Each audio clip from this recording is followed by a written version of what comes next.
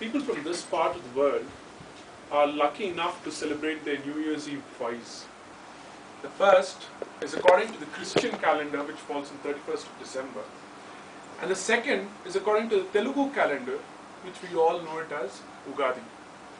Now, as tradition has it, we do not cut a cake on Ugadi. Instead, we have a dish called as the Ugadi Pachadi. Now, this is a dish made of 6 different ingredients, giving it a sweet, sour, bitter, pungent taste. They say that this dish is a reflection of life in itself, because even life has different facets to it: joy, sorrow, happiness, success, failure, struggle.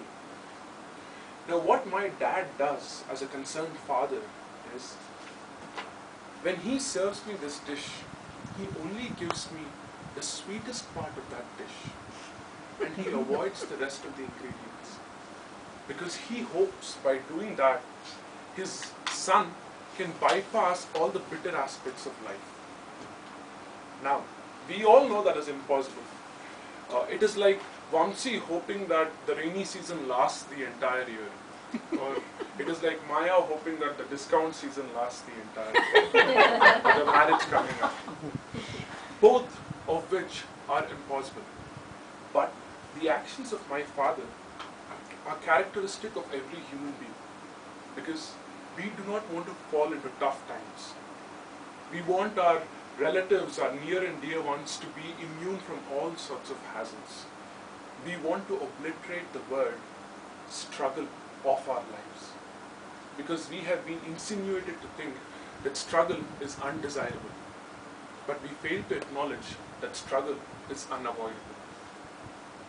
There was once a man who was taking a stroll in a garden. He came across a cocoon in which a butterfly was trying to escape. After an initial struggle, he noticed that there is no further progress by the butterfly. So he takes pity on this creature, takes a knife and chops off a part of the cocoon. The butterfly now emerges easily, but he also notices that this creature now has a swollen body and shriveled wings. He continues watching that butterfly. He hopes that the body of that butterfly would now contract and the wings would expand. But neither of it happens, because he failed to understand that struggle is necessary for that butterfly. Because if the butterfly would have struggled, it would have pushed all the body fluids into its wings. That was the way nature conceived it. It would have come out stronger and ready for this world. But the man, in his kindness and haste, did not understand that. He did not understand that every entity, be it an individual, an organization, or a country, struggle is necessary.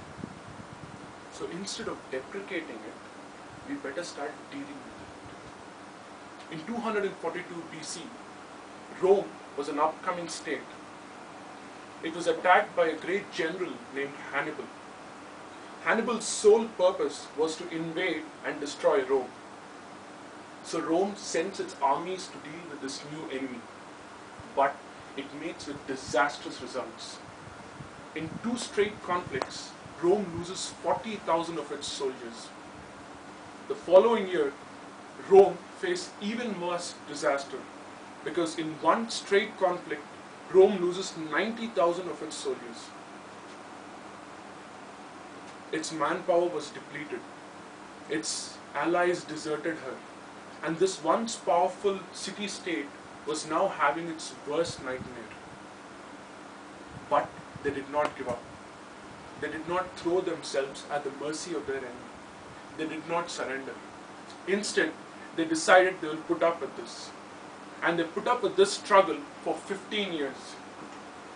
For 15 long years, they confined themselves to their city walls until they regained their strength and they struck back at their enemy. This marked the arrival of Imperial Rome, a city-state that would go on to be the undisputed, unrivaled power in the face of Europe and Africa for the next 800 years. It would have the best maritime navy in the world. its armies could conduct warfare on multiple fronts. It went on to become the first superpower. The sole reason?